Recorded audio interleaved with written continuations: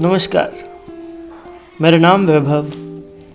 वैसे तो मैं एक हास्य कलाकार हूँ। जब दिल भारी हो और जज्बात मुट्ठी से बाहर हो तो उसे कलम के अलावा कोई रोक नहीं सकता। जी हाँ, अगर आप ये कहानी सुन रहे हो तो आखिर तक सुनिएगा। कहानी का शीर्षक है तस्वीर। ये वो अनुभव है जो आप चाहते हो कि आपके यादों के संपत्ति में हो, पर यह रह जाता है तो सिर्फ तस्वीर। जब मैं आगे बात करूंगा तो वह आवाज़ 4 साल पहले मेरे भीतर गरज रही थी। आज जाकर उसे कलम की ताकत मिली है। जब मेरी नज़र शीशे से होकर इमारत के उस ओर गिरी, तब जाकर हुस्न की ताकत का एहसास हुआ। आंखें जैसे थम सी गई थी। पलकें जो पल में झुक कर उठ जाती थी, अब शायद झुकने से इतरा रही थी। हालांकि मैंने देखा उसे बस पीछे से ही तो था।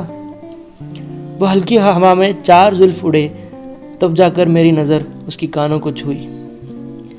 मैं कच्चा आशिक कान देखकर भी बोल उठा, हाय खूबसूरती।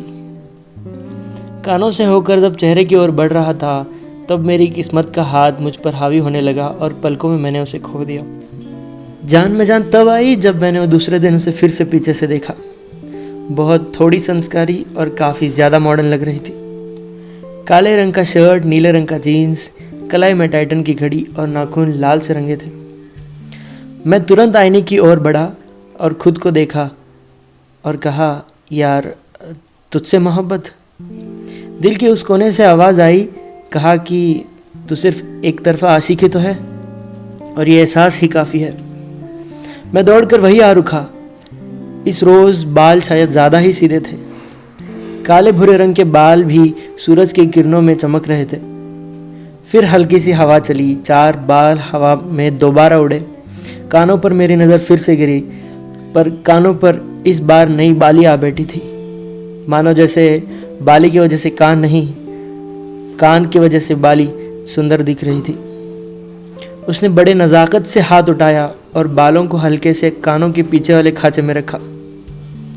जी हाँ, रंग मैं बताऊंगा नहीं उसका, क्योंकि मैंने रंग में कभी खूबसूरती की परिभाषा नहीं देखी।